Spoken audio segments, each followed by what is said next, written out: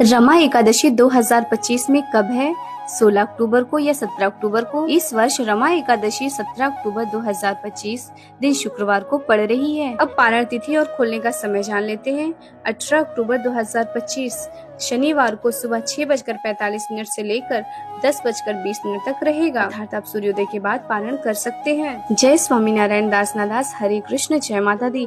स्वागत है आपका अपने चैनल डिवाइन इमेजिन पर। आज हम बात करेंगे आने वाली रमा एकादशी के महत्व, उसकी कथा और सरल पूजा विधि के बारे में। कार्तिक मास के कृष्ण पक्ष की यह एकादशी रमा एकादशी कहलाती है। भगवान श्री कृष्ण ने युधिष्ठिर महाराज को इसके महत्व के बारे में बताया था। यह व्रत सबसे बड़े बड़े पापों का नाश करता है और भक्त को भगवान की शुद्ध प्रेम भक्ति प्रदान करता है। जैसे कामधेनु सब इच्छाओं को पूर्ण करती है और चिंतामणि सब मनोरथ पूरे कर देती है, वैसे ही रमा एकादशी भक्ति की सभी मनोकामनाओं को पूर्ण करने वाली है। सरल पूजा विधि जान लेते हैं।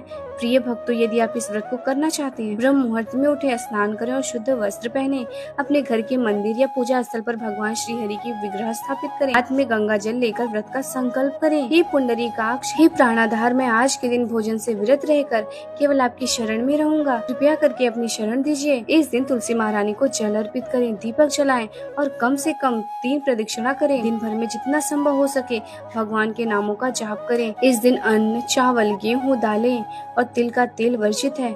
आप फल, दूध, मिष्ठान और एकादशी प्रसाद ग्रहण कर सकते हैं। रात्रि को भगवान का भजन कीर्तन और शास्त्र श्रवण अवश्य करें। अब आइए जान लेते हैं पारण विधि के नियम क्या है।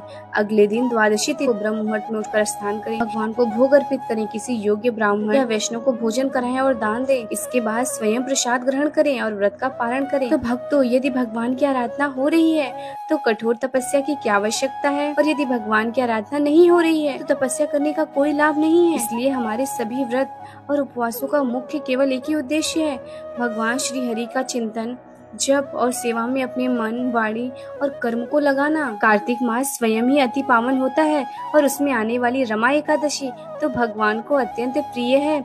इस व्रत का पालन करने से जीवन के सारे दुख मिटते हैं और हृदय में भगवान श्री हरि की भक्ति का अमृत भर जाता है। तो आइए हम सभी इस बात पूर्ण श्रद्धा और भक्ति से रमा एकादशी व्रत का पालन करते हैं और इसकी कथा को संपूर्ण श्रवण करते हैं और अपने मन, वचन और कर्म को भगवान के चरणों में अर्पित करें। यदि आपको यह कथा पसंद आई हो तो आपके अपने चैनल डिवाइन इमेजिन को अभी सब्सक्राइब करें और अपने भक्त मित्रों के साथ इसे शेयर करना ना भूलें। जय स्वामीनारायण दास नादास, हरे कृष्ण, जय माता दी।